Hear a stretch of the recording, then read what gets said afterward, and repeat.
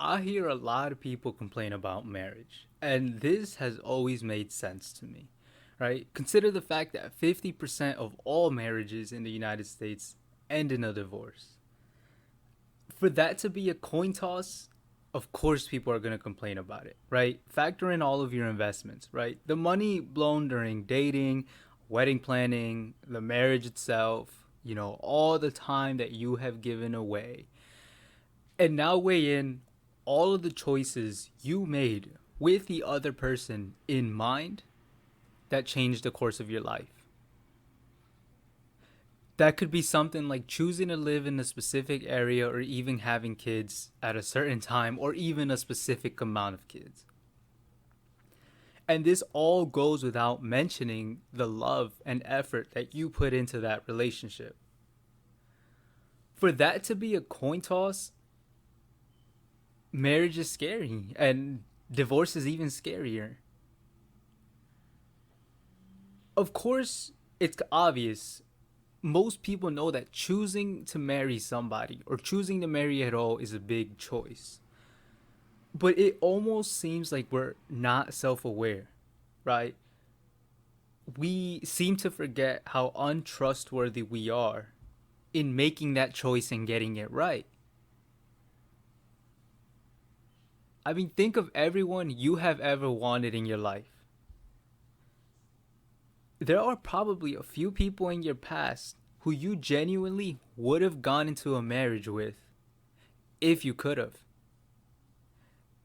And for sure, there's more than one person walking around right now who you talked about your future with and who you planned it with and who you actually saw it with.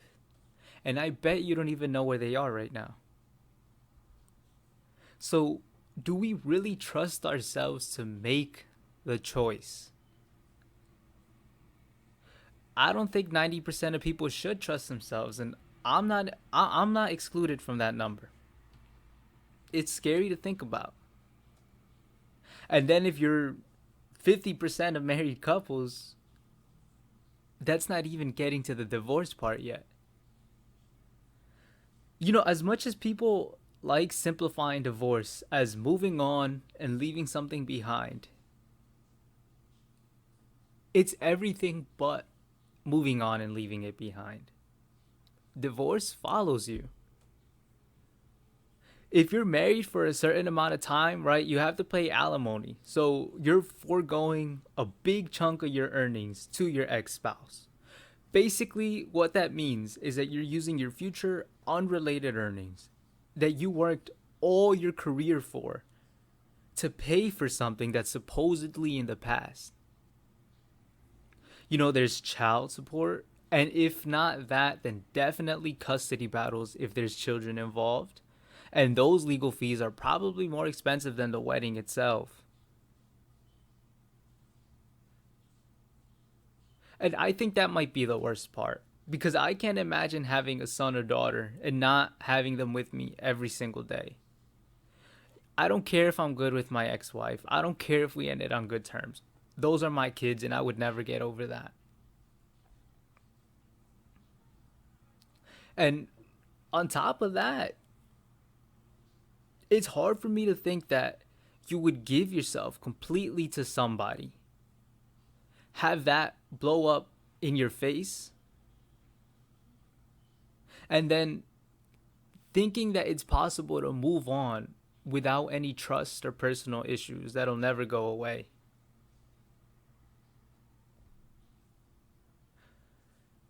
If you're a guy, this is especially important.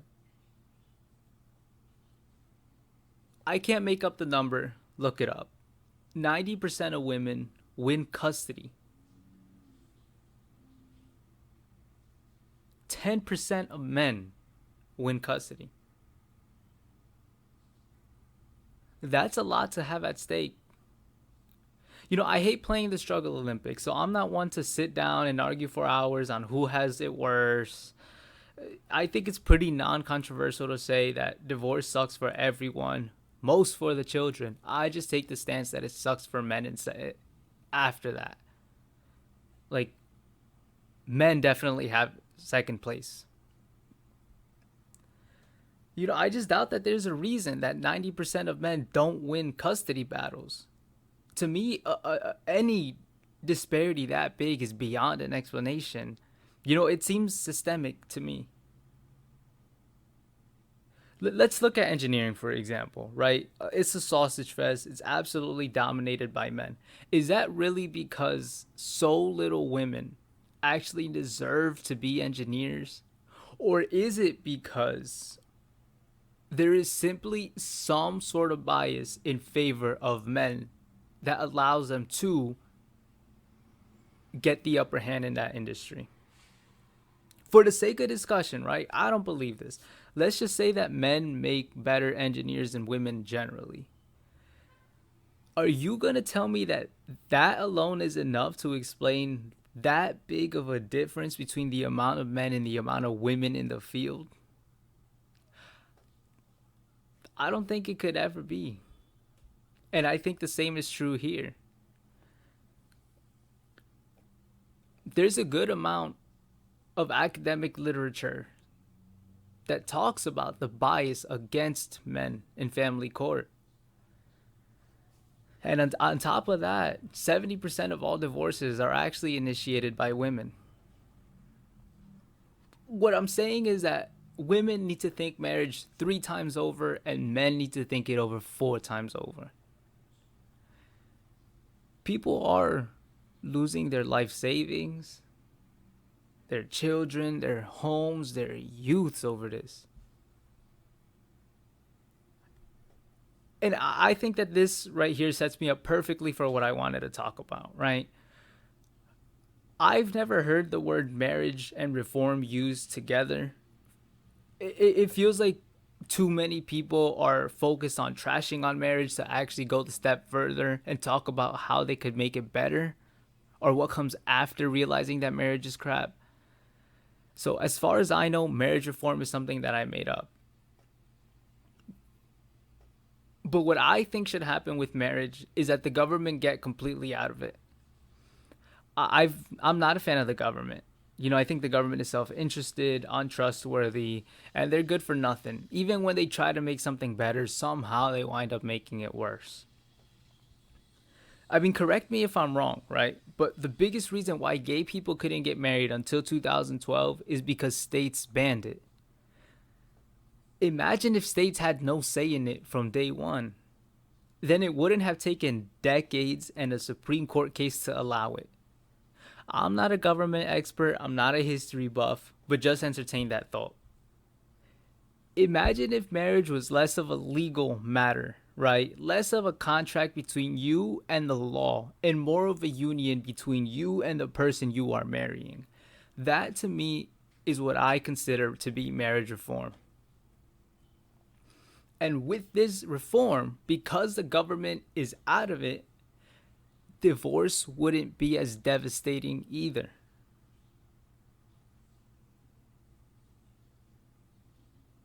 But it almost seems like before we get there, we have to normalize not getting married. Because people expect you to get married. Just like they expect you to have kids. These two things alone, getting married and having kids, are probably the biggest, most critical decisions that anyone could ever make. And for some reason, the assumption is that you'll do it. If you say you won't, people really look at you some type of way. They look at you like you're crazy.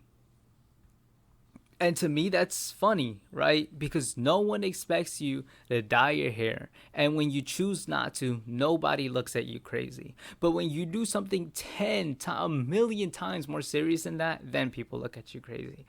These things just don't make sense to me. So what I understand that we have is a world where genuinely everybody, divorced people, married people, unmarried people, they all trash on marriage. But you're looked at crazy for choosing not to enter it.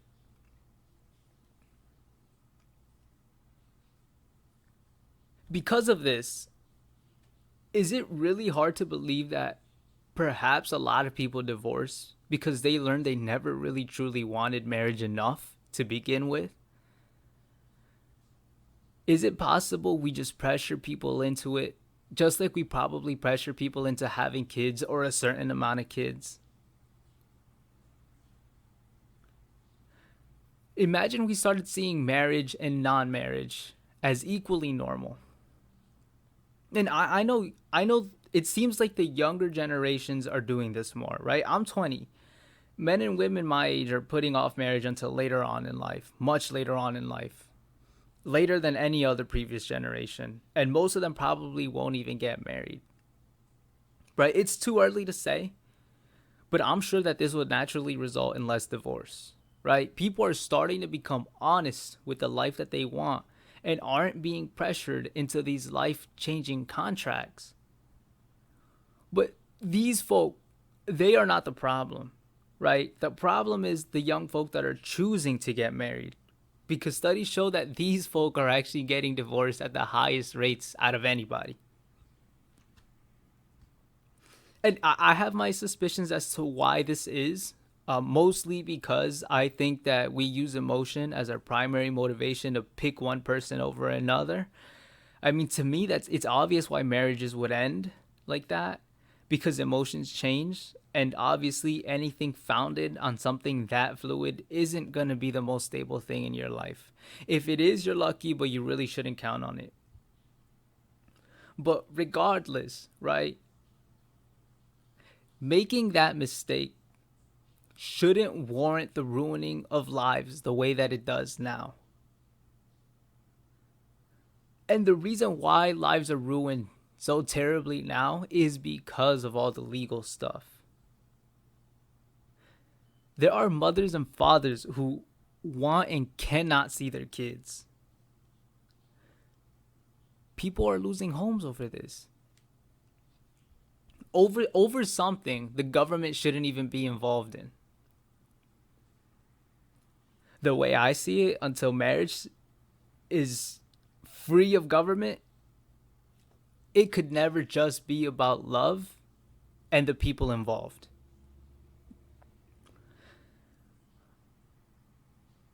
And don't get me confused. Marriage, no matter if in the past, now, in the future, after this reform comes, if it ever does come, it should always be selfless once there are kids involved. Once you have kids, life isn't about you anymore. I don't care what anybody says. You may want to leave the marriage, and that makes sense. But is it really because you need to, right? There are some people who are in danger in their marriage, right? They're getting abused, they're being threatened, they're being manipulated. But that's not most people.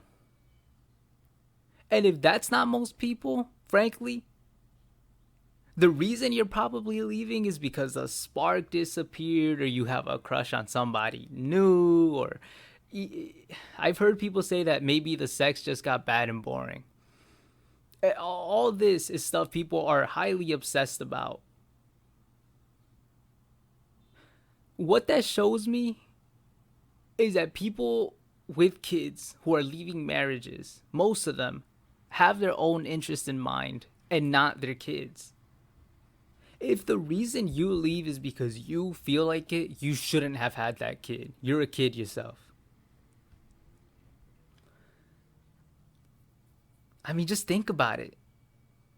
The reason why divorce was made to be so messy in America is because marriage was structured specifically with raising children in mind. The idea was that by making marriage serious to enter and difficult to leave, kids had a safety net. If people are quick to leave with all these obstacles in place, imagine how fast they would be to leave if these obstacles weren't even there. But regardless, the government shouldn't be involved in your personal life. Definitely not what goes on in your home. And I think that this legal stuff has just gone too far. Mind you, this is the same power hungry government that you know and recognize. Why do we even want them involved? I guess my point is just to say that marriage is scary, divorce is even scarier, and that everyone, really everyone should sit down and think marriage over a million times, a million and one if you're a guy. And that this needs to be the case no matter what until marriage becomes less of a legal matter. Point blank, not everyone should get married. Simple. Simple. You know, when marriage was first a thing, it was not even all that common. This marriage reform, to me, is a really serious issue because families are being separated. Right? People, before anybody says anything, I grew up with the fear that my parents would be sent away by ICE. I am personally tied to people who have been deported by ICE. But it strikes me, right, that there's people right now, for years, who have been chanting abolish ICE because it separates families. But they forget to think about the willing mothers and fathers, mostly fathers, who legally can't see their kids. Immigration issues are important to me, probably more important to me than most other people. And definitely more important to me than anybody whose family hasn't been touched by ICE. But let's not pretend like more families are being separated by ICE than by family court. There are people who couldn't have gotten married in the last 10 years because of the government. And that's just not right. These are just my thoughts. I'm no expert, so please let me know what you think. Stay safe. Thanks for listening.